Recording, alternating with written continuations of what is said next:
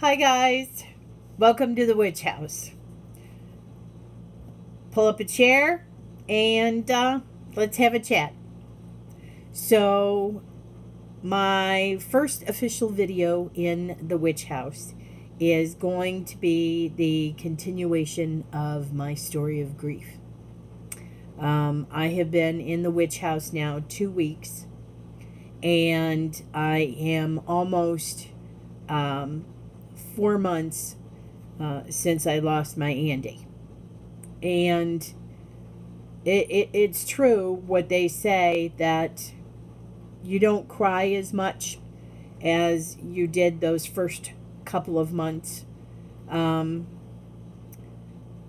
are things that will make you cry at the drop of a hat, no matter what. So I've had that happen. I can't help when I talk about him to get choked up. That still affects me quite a bit. Initially, being in the house was difficult. This was our house. This was our home. And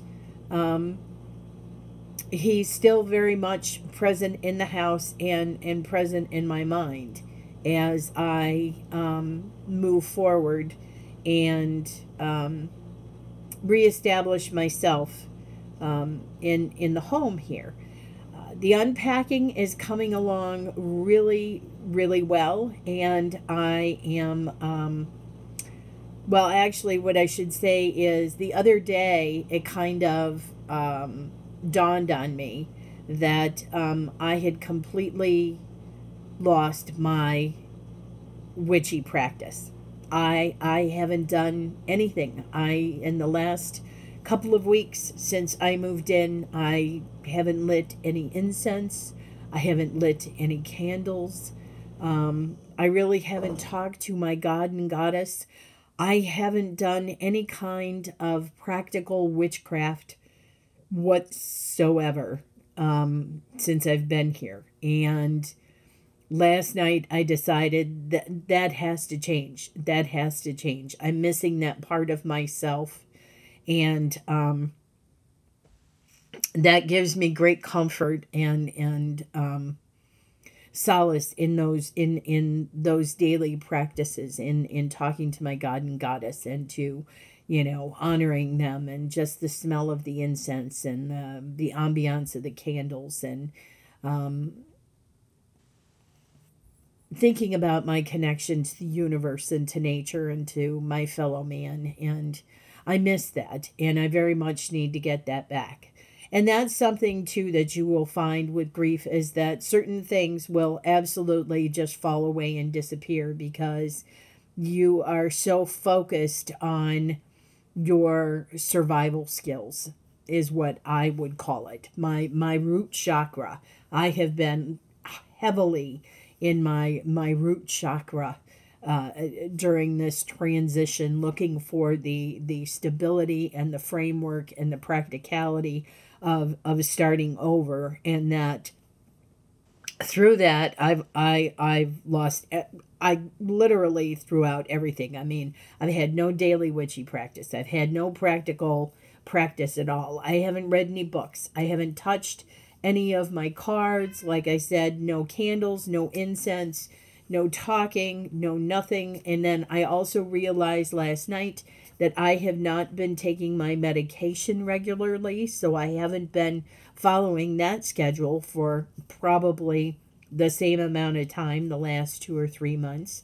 And so these are things that have been assigned to me, that have been signs to me that I'm starting to settle in here at the Witch House, because I'm realizing that my practice is missing, my medications are missing. I don't really have a daily routine going just yet, because I'm still unpacking things, and I'm really not cooking very much. Because the kitchen isn't completely done, but I'm not having the wherewithal for it at the moment. I have the desire, I want to cook, but on the other hand, I don't. So that's just kind of gone out the window as well. So I've just been coming home and basically making very simple foods or ordering out, and just, watch TV for a couple hours with this face.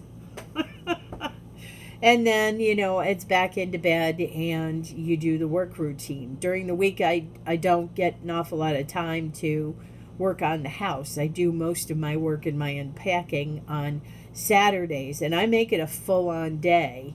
And then Sunday, I take the day off for myself, and I really treat myself nice because I work myself hard on Saturdays, and the house is coming together. I've had another wonderful experience happen today where, well, actually, I should probably back up the truck a little. A couple of days ago, I did make a Facebook Live post because I did not know where to turn and what to do. It was one of those events where it was just too terrible to be alone. And I was lucky that, my neighbor came over and she looked after me. This woman is just a saint. I have no idea what I would do without her, But I've been sick and not feeling up to par. And one night it just really hit hard that I was alone, because when I was sick, my Andy would always take care of me, and I never had to worry about anything. And we had a plumbing issue, and that just went ballistic. And then I ended up with a double nosebleed. It was just an absolutely horrible, horrible, horrible evening. And so those are the kinds of things that, take us down a notch. But I got through it. The next day I was much better. So I keep trying to bounce back, because the one thing about grief is you can't stay there. You can't unpack and stay there as much as you want to. And let me tell you, I may look pretty good most days, but sometimes there's a lot of times that I just want to unpack and be miserable and cry and carry on and not want to adult or do anything. But that's not reality. You can't do that unless you're a millionaire. But I'm not. So, but anyway, is being 4 months in with the grief. I don't cry every day. Yes, there are moments. It comes and it goes. All throughout the day, there are moments. And I'm sure this is probably how it's going to be for a very long time. I have days where I'm angry at him. Like, I was angry when I was sick and needed someone to take care of me. And then the plumbing issue happened and the nosebleeds, and it was just all too much for me to handle. And I was angry at him, and I was sad that he wasn't here, and all kinds of things. So, that's going to continue to happen. But, overall, I want you to know that after almost 4 months, I'm okay. I'm okay. Yes, I'm sad, but I'm okay, and I'm getting through life, and I'm making the mundane work. And I am doing my best to try and find joy in life and laugh. It's hard to laugh. That's one thing I've discovered after 4 months in. It is hard to find enjoyment without feeling the guilt. Oh, I'm tearing up again. But it is. It's very difficult to have a good time when your partner isn't there. Or if you do something stupid or silly, I find myself laughing, and then the next moment I'm in tears and I'm crying because he's not here for me to share that laughter with. And that's something that you miss also. So these are the kinds of things that I'm dealing with on a regular basis. But I'm aware of it. That's why I'm talking about it here. because I want people to know that that's perfectly natural for you to feel guilty about having fun. Um, Guilty about feeling good. It happens. I mean, you have to allow yourself to have that kind of joy and happiness. And it's difficult because you feel here you are 4 months later, and why are you laughing at anything? How dare you have a good time after your spouse died? You know? How dare you? Kind of thing. I almost think that's one of the reasons why the Victorians imposed a 1 year mourning period. So it wouldn't look like you were, like you didn't care about him or her. Because a lot of people perceive that as not caring about your spouse's departure, because you're laughing and you're enjoying your life and you're having a good time. And they're like, oh, she shouldn't be doing that. Isn't that a bit too soon? Oh, he's having way too much fun. He shouldn't be out with his friends. Bullshit. Bullshit. You need fun. You need fun. You need to laugh. You need to cry with that laughter as well, because you are keenly aware that your spouse is not there to share this moment with. It was a joyous moment, but it's a tough moment too. But the more I think you keep doing it, the better you will feel about it. So I keep forcing myself to do things that will make me smile or that will make me laugh, as difficult as it is. So that's important. I think I'm going to, from this point forward, I'm going to try and give maybe grief updates every 2 or 3 months, because I think at this point, not much is going to change.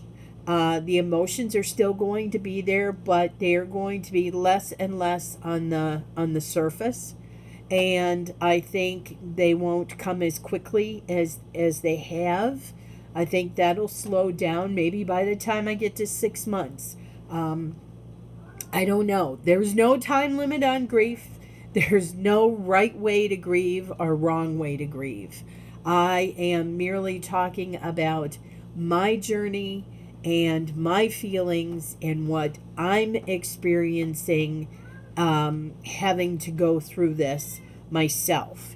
And if it helps anyone understand their own journey, I'm so grateful. I'm so sorry for your loss, but I'm grateful that I can be here to help you and let you know that it's normal. All of these things are normal. And don't let anybody tell you anything different. I know family members and friends try to be helpful, and honestly, they think they're being helpful, but they can say some of the meanest things that they just don't realize.